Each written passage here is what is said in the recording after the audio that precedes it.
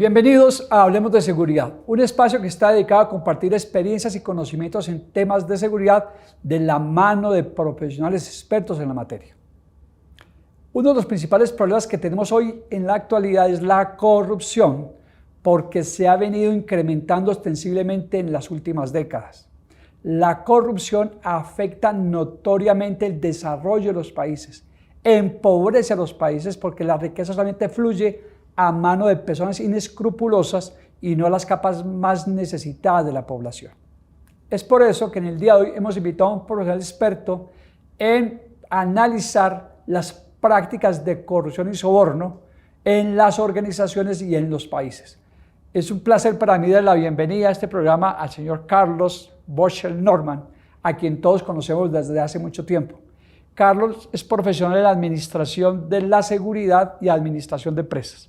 Además de ello, tiene una maestría en Seguridad y Defensa Nacional y tiene muchas especializaciones, lo que tiene que ver con prevención de fraude y corrupción, así como auditor líder en normas internacionales encaminadas a la prevención de estas dos prácticas que tanto afectan a los países y a las economías. Carlos, es un placer tenerte hoy en nuestro programa. Saludos, Germán. Saludos a todas las personas que nos están acompañando el día de hoy. Muchas gracias. Entonces, sin más preámbulos, entremos en materia. Con frecuencia estamos hablando de corrupción y soborno. ¿Tú quieres precisar exactamente esos dos conceptos de corrupción y soborno y cómo están relacionados entre sí? No se ha podido realmente definir concretamente qué es corrupción y soborno. Lo más cercano que se tiene, digamos, en una explicación está dado en los conceptos que da el Banco Interamericano de Desarrollo o el Banco Mundial. ¿Y esto está encaminado en qué? En que muchas veces lo que se llega a una conclusión es el uso del poder para el beneficio propio. ¿Sí? Entonces, digamos que esa es como la gran conclusión. Pero ¿qué también se ha dado?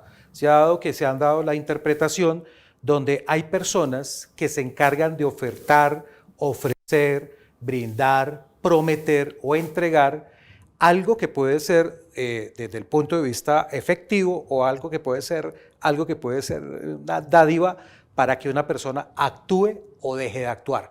Eso es el soborno. Entonces, cuando yo le ofrezco algo a alguien para que deje de hacer, ahí lo estoy sobornando.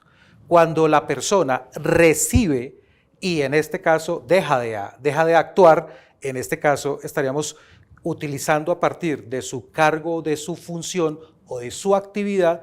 ¿Para qué? Para beneficio propio estaríamos hablando de un tema de corrupción. Entonces, estos son temas que muchas veces no se han interpretado correctamente o no se han podido, digamos, estabilizar. Desde el punto de vista normativo lo vemos. Entonces, normativamente, por ejemplo, en nuestro país todavía penalmente no está catalogado el tema del soborno. Y la corrupción está en algunos fragmentos con actuaciones de la persona. Pero, para redondear un poco desde el punto de vista personal, el tema de la corrupción y los temas que tienen que ver con corrupción y soborno están dados en actos del ser humano. Por eso es que el tema de corrupción y soborno son considerados riesgos conductuales, es decir, que son inherentes al ser humano. Carlos, gracias por darnos un amplio concepto de esos dos términos tan importantes y que están tan de moda hoy día. Lamentablemente eso es cierto, ha venido en las últimas décadas y especialmente en los últimos años creciendo los casos de corrupción y soborno, no solo al interior del sector público en los países, sino al interior de las empresas del sector privado. ¿Cómo afectan la corrupción y el soborno a las instituciones, a las empresas, a los países y a la sociedad en general? Comencemos por la empresa. Hay un impacto, especialmente en los temas de la competencia desleal.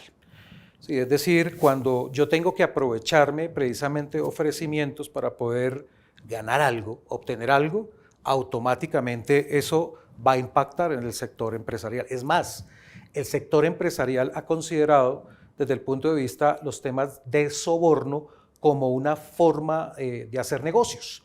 Y entonces, mire el caso de Brecht, que tenía un proceso dentro de la misma organización dedicado precisamente a estos temas, que entre comillas se podría disfrazar bajo cualquier nombre. Entonces, el primer impacto para el sector empresarial es el impacto de la competencia desleal. Para la sociedad, para el Estado, para el gobierno. Comienza a crear ¿qué? Una condición de que cada vez que se va a legislar, cada vez que se va a actuar, cada vez que se va a elegir, automáticamente debe existir una prebenda previa o debe existir algo que se le vaya a entregar. Entonces, aquí comenzamos a ver los temas del clientelismo, especialmente cuando estamos trabajando este tipo de temas, y eso termina ¿qué? Eso termina realmente menoscabando la integridad. Hablando de integridad, significa que no es solamente lo que yo pienso, lo que yo hablo, sino lo que actúo. También menoscaba la confianza. Es decir, nosotros comenzamos a ver que esas personas desde el punto de vista del Estado siempre están buscando es el beneficio personal y no el general. Y ni hablar de la sociedad. La sociedad se termina golpeada, y termina golpeada en el sentido en que nosotros siempre en esa desconfianza que tenemos, siempre vemos que detrás de algo debe existir una actuación irregular o ilegal. Y entonces eso nos ayuda a no poder desarrollar plenamente precisamente todo lo que uno esperaría. Menoscaba la economía, menoscaba los temas de la legalidad, y de una u otra forma, pues los países no crecen, los países no se pueden desarrollar. Carlos, hace unas 4 décadas en nuestro país Colombia, que es donde producimos este programa, un gobernante dijo la corrupción en sus justas proporciones. ¿Tenemos algún dato estadístico sobre la corrupción en Colombia, la trazabilidad de este fenómeno en nuestro país? Hay estadísticas internacionales y nacionales. Internacionalmente, digamos que la que más se utiliza es la que nos entrega Transparencia Internacional. Transparencia Internacional todos los años saca el índice de percepción de la corrupción, porque ese es otro problema. No existe una metodología o no existe una fuente que nos pueda decir con certeza cómo son los fenómenos, en este caso de corrupción y el soborno. Entonces se habla de percepción. Entonces ellos se encargan de recolectar datos con diferentes fuentes y hacen la evaluación. ¿Qué nos dice Transparencia Internacional? Que Colombia los últimos 12 años no se ha movido de 2 posiciones, de la posición 37, posición 36. Dentro de 180 países en el mundo, siendo, digamos, de Colombia, no llega ni siquiera a la mitad del índice, hablando de que tiene buenas prácticas en el desarrollo de la lucha contra la corrupción y el soborno. ¿Qué nos indica eso? Que Colombia no ha avanzado, se quedó estática hace 12 años, es decir, a pesar de que tenemos el conocimiento de todo lo que está sucediendo, pues la voluntad política especialmente, y aquí no es solamente la política, la sociedad, porque aquí no le podemos dejar solamente la carga a los políticos, al gobierno, sino también a la sociedad. Eso significa que tampoco nosotros hemos revolucionado ni hemos hecho algo por cambiar precisamente esa situación.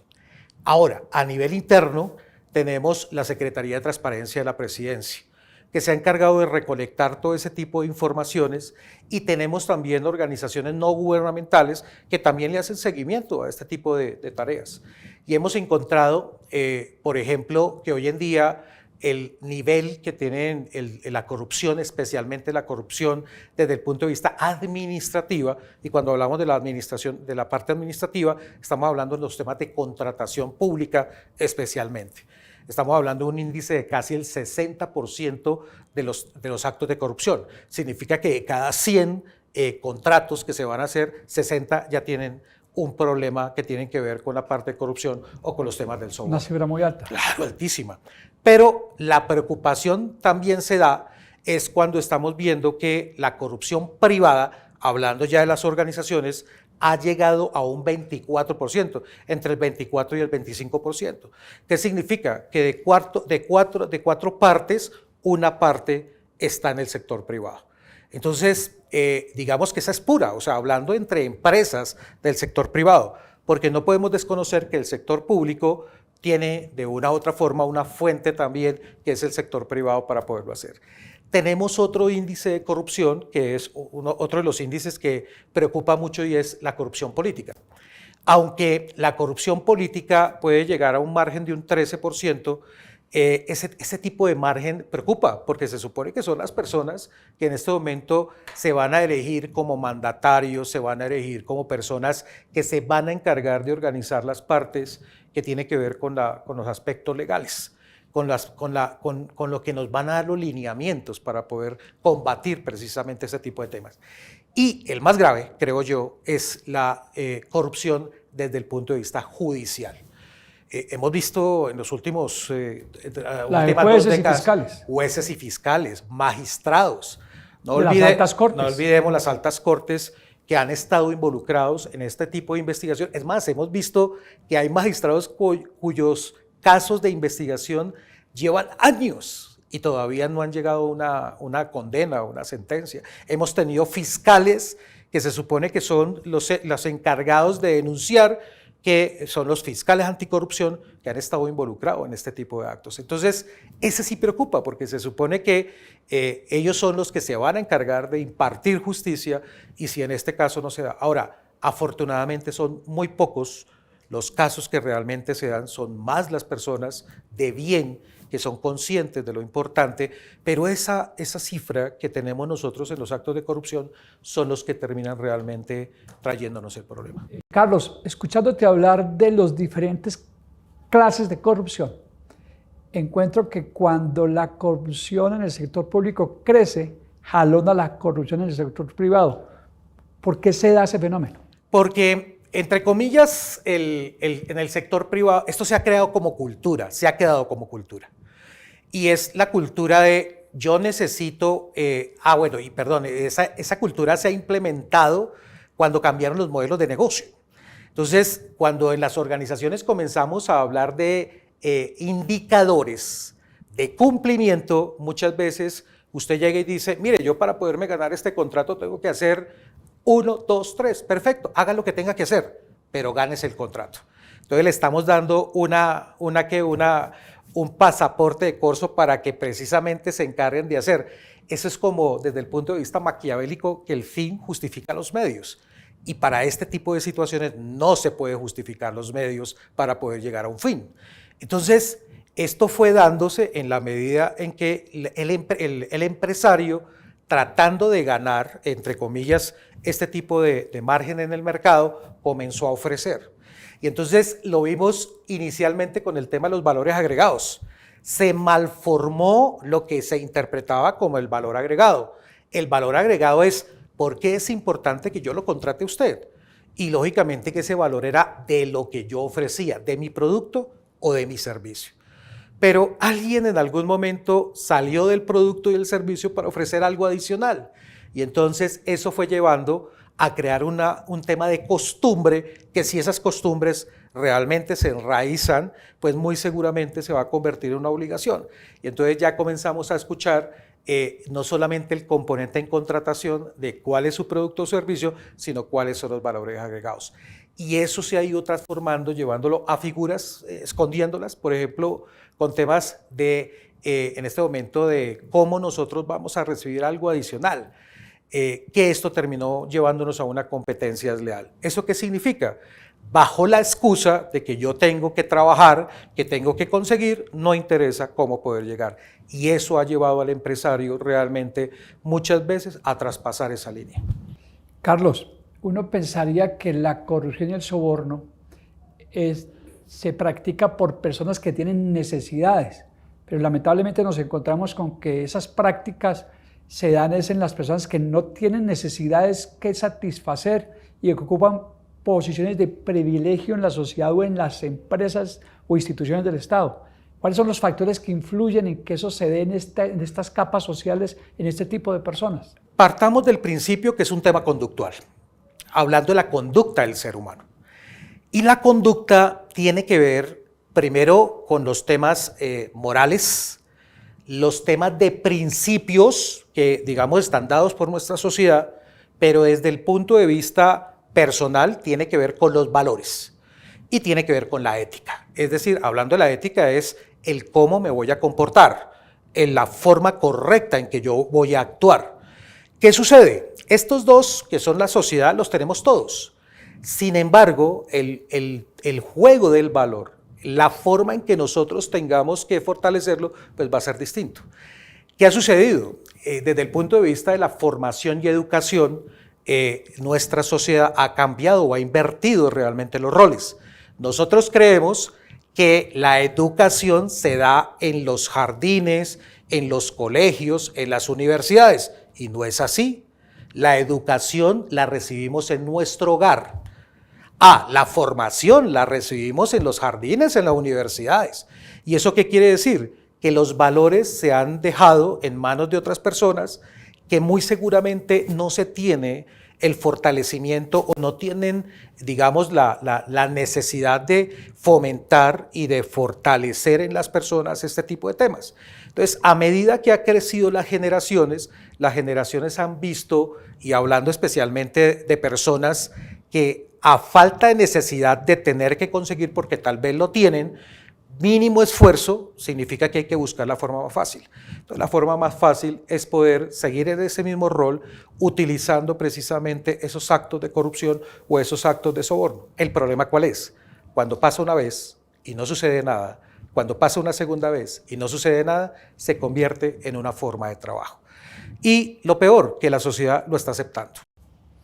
Carlos, ante este panorama tan desalentador que es el incremento de la corrupción y el soborno en nuestros países, ¿qué camino nos queda? ¿Qué están haciendo los estados para combatir la corrupción en el sector público y los estados y las empresas para combatirlo en el sector privado? El Estado tiene tres roles fundamentales. El primero es precisamente ese rol legislativo.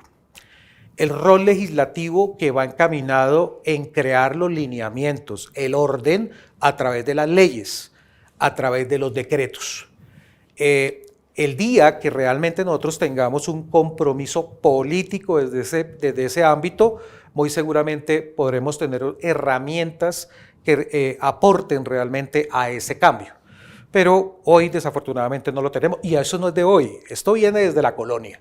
Entonces, son temas donde yo mismo voy a crear una ley que muy seguramente mañana va a ser inconveniente para mí, pero tampoco existe un segundo rol que es precisamente la sociedad, que obliga a esos representantes que eligen para que realmente lo hagan. Entonces, hoy en día la desconfianza es tan mayúscula que cada vez que un político se agarra la bandera de la lucha contra la corrupción, automáticamente nosotros sabemos que no va a pasar nada.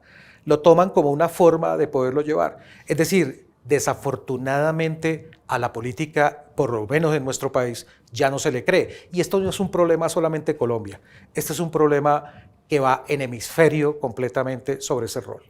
El segundo es el liderazgo, que se tiene ¿dónde? Desde precisamente desde el alto gobierno, hablando del presidente, desde la presidencia hacia abajo. Y el tema no es solamente el discurso, el tema es el ejemplo. ¿Sí? Entonces, esto no son actuaciones simplemente de mandar Twitter o de sacar discursos o de enarbolar muchas veces las masas, sino es mostrando con el ejemplo que realmente vamos a combatir. Y la realidad es que la historia nos ha mostrado que esto no ha sucedido. Es decir, hay otras preocupaciones. Para campañas está la lucha contra la corrupción, pero apenas asciendan al poder, eso quedó relegado por allá a una última parte. Es una herramienta para hacerse elegir, solo para eso. Exactamente. El tercero es la parte judicial. Y entonces necesitamos realmente más jueces, más fiscales dedicados a la investigación y más jueces dedicados realmente a encaminar. Ahora, ¿cuál es el problema, Germán? Que esto no se hace solamente con leyes, no se hace solamente con temas de investigaciones judiciales, ahora viene el otro rol, y el otro rol es la sociedad. Entonces, la sociedad tiene que tener un cambio de mentalidad. Nosotros tenemos que comprender que para la parte del Estado es más fácil crear impuestos que no luchar contra la corrupción. Para el Estado es más fácil crear, entre comillas, más herramientas que en este momento faciliten a un proponente para que se gane un contrato que no realmente buscar la transparencia. Para el Estado es más fácil coger a un fiscal, a una persona encargada de los temas de control en la Contraloría General y a un tema que tiene que ver con la parte del seguimiento del disciplinario de los empleados públicos para decir, descubrimos un fraude o descubrimos un acto de corrupción o de soborno, que no anticiparse. Somos nosotros los responsables desde el punto de vista de la sociedad de ese cambio que se debe dar. Entonces, yo sí creo que en algún momento esta sociedad debe cansarse realmente de ver cómo menoscaban lo que nosotros creemos, y muy seguramente esto va a comenzar a cambiar. Carlos, disculpa que te interrumpas, que este tema está muy interesante y vale la pena aprovechar que está Carlos Boschel Norma con nosotros para ampliar este tema tan interesantísimo como de prevenir el fraude y la corrupción y el soborno al interior de nuestras organizaciones. Así que habrá un próximo programa con nuestro invitado especial, Carlos Boschel Norma.